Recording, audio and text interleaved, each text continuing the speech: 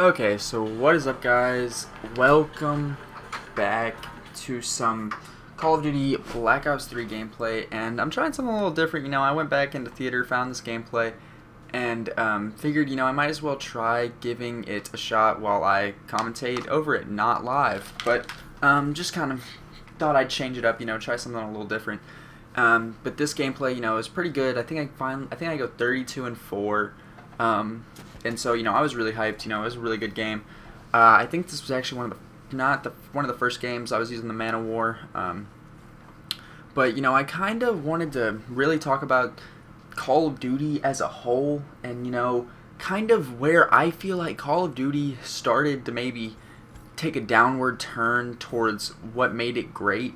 And while this is totally a biased opinion, and this is all me, and I think this personally, and this is what I strongly believe turned me away from Call of Duty really harshly.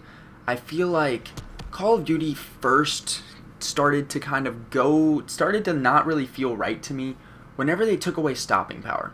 Back in Black Ops 1, whenever that game came out, and I first got that game the opening night, and I played it, and it didn't have stopping power, I was like, okay, something's wrong. I was like, this is not right. This isn't Call of Duty. Because with the fact of stopping power, it changed the game. It really changed the game. Like, it made it to where people always specifically generally had one perk in their second perk slot, and then in regular, you didn't expect people to run cold-blooded because they were always running stopping power. And then, everyone was like, and then, I saw some people complaining. They were like, well, Juggernaut in COD 4 was so bad. And I was like, not if you had stopping power. I was like, if you had stopping power and someone had Juggernaut, I was like, they essentially canceled each other out. I was like, there weren't very many guns that I felt like were OP when you had no stopping power.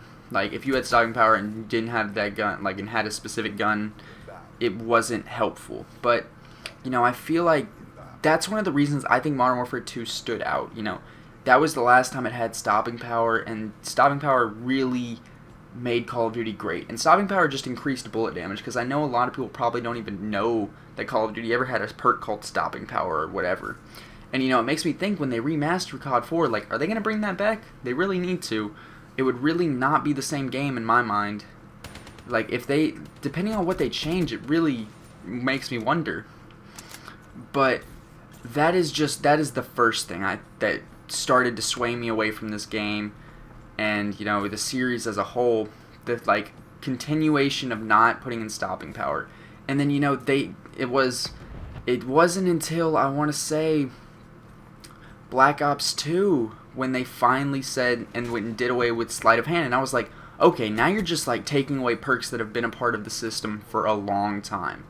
And how are you gonna go and take away perks that are great, that make the game fun? It makes it not like real war, and it keeps the game fun and fast paced, and it keeps you running and it keeps you moving. That's just my thing.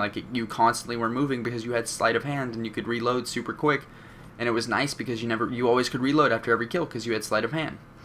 And that was a thing that just didn't sit right with me, and I did not care for not having that perk. That perk was just awesome to me, and I really enjoyed it.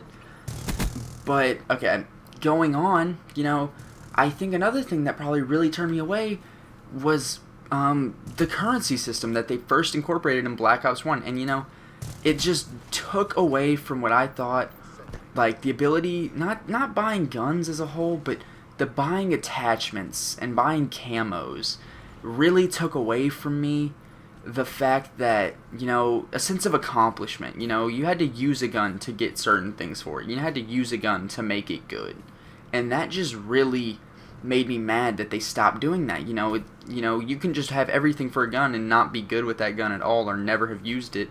You just bought it and decided you wanted to buy all these attachments for it. And that just wasn't Call of Duty. That wasn't the Call of Duty I knew and I enjoyed.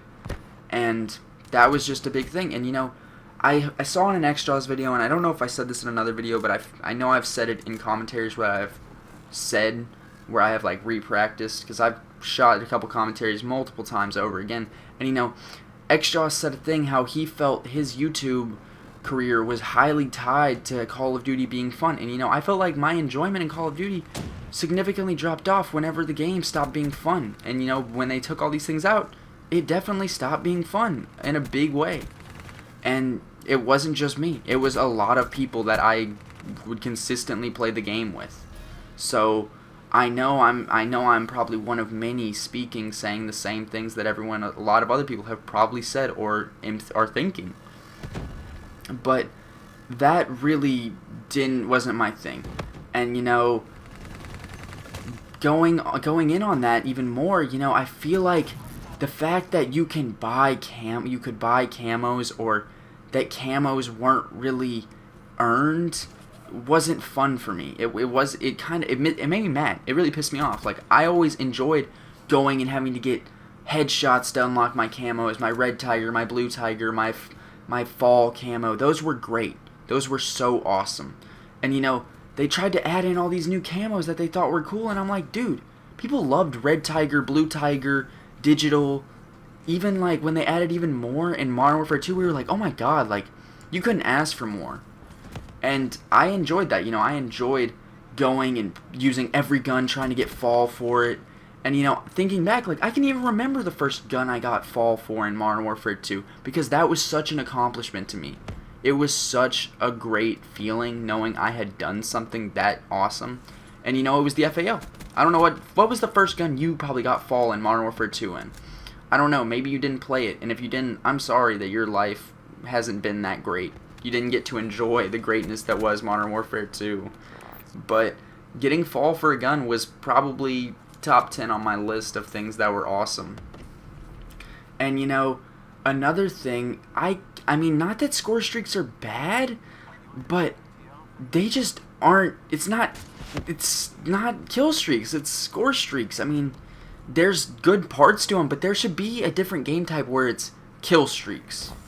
Where it's not score streaks, it's kill streaks. You have to get so many kills to get the score streak.